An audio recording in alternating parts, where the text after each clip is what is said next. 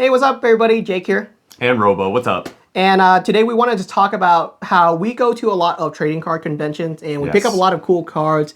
And maybe we could share you guys some of our tips and what cards that we've been picking up recently when we go to Front Row Card Show, Collecticon, and all these different trading card conventions. Yeah, I think what you're talking about with tips, it's interesting. We can talk about some of the stuff we picked up, but I guess, first question to just intro this thing. When you're thinking about going to a card show, what is top of mind for you when you're like, all right, there's going to be 100 tables. I can look at all these cards from all these different sets. What is your mind on when you're going into it? I've already done some initial research. Like, I already have a card in mind that I'm looking for. Yeah, Some same. people come into a convention with an empty mind. They just want to see everything, but then you don't know what the starting point for prices are. Yes. You're not going to know every single card's price, and that's Off okay. the top of your head. But you should know some cards that you really, really want. If you really want that Poncho Pikachu, if you really want that Giratina V, whatever chase card you're looking for, you should know the price point for that card and what you're willing to negotiate for that specific card. Yes. So tip number one, when you're going to a card show, do a little bit of research. It's not to say that you can't have fun just showing up to a card show and being like, all right, let's go look at cards and stuff that I want to buy, I'll try to buy. If you know a Poncho Pikachu is, say, $3,000 in a PSA 10, that's an expensive card.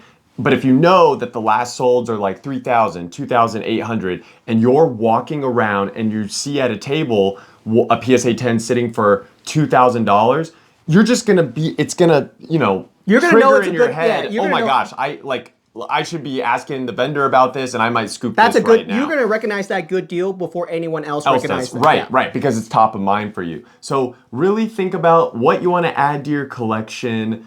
Maybe look up the prices for those ahead of time. I know I just went to Chicago Collecticon. Yeah. I could only be there for a couple hours because, ironically enough, there was a store regional in Chicago that I got lottery invited to. And then placing second at that store was actually how I got my invitation for the next national championships. Congratulations. Thank you. So my time at Chicago Collecticon was very limited. I had a couple hours, and one of the goals I had was I've been recently picking up the rainbow tag teams from Sun and Moon because everyone's still focused on the alt arts, both from Sword and Shield and there's some alt arts. The rainbows are incredibly hard pulls as well, so I get it. Yes, yeah, and so they're just as hard as some of the alt arts, and yet the price point I think for them really undervalued. And when you look at these cards in person, they're beautiful. So that's I love the rainbows. So that's like a gut call. That's not. Yeah. That's just you thinking these cards are underrated. Yep. I should scoop them up because they're cheap right now, and that's okay. Lots of collectors right now are having thoughts like that about other cards. Yeah. And I think that's cool for them to sniff out underrated cards that they think are cool. Yes. And you should always be collecting what you like, guys. I realize a lot of my decisions and what I choose to collect are just, I like the rainbow cards. I'm not buying them to be like, oh, because I speculate these will go up. I just know I've opened so many packs in my life.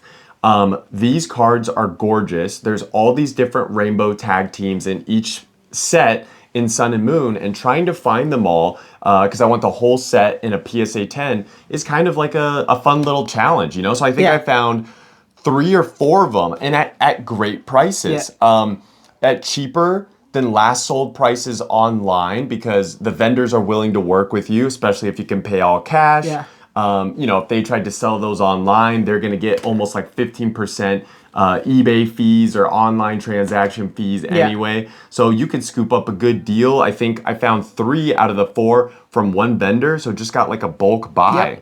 And I bought it for a price where I'm like, I know I could spend that same amount of money on, it would add up to like 5 or 6 Cosmic Eclipse packs. But I'm not opening 5 or 6 Cosmic Eclipse and for sure getting the Rainbow Hyper Rare. Yeah, I'm going to tell you my secret collection that I've been slowly building up. And this is something would be our next tip, is to collect what you like, obviously, and work on your own collection. We have our own personal collection of things that we like to collect. And it is a little bit of a scavenger hunt, and it's fun to complete your collection. And these are, year-long processes. Yeah. It takes a long time to fill out your collection. Yep. So one collection I'm currently working on is food-related Pokemon cards, like the full art where she's eating a bunch of different food, like the Dachshund where he's looking at a pastry store, like the Sylveon that's alt art that's in a pastry store. Those little cards where there's a ton of food, I'm trying to collect a little food collection. That's what you're going for. That's so interesting. So the Sylveon V, that's from Sword and Shield. Yep. I feel like a lot of your food alt arts, that really has been I think we talked about this maybe just in a previous conversation where in Scarlet Violet, there's a lot of alt art food. It's always like food centric. Yeah, so it's a recent collection because I've already have some food related cards, but not a ton. But now there's so many illustration rares with food that I felt, okay, I can build out a little collection on this.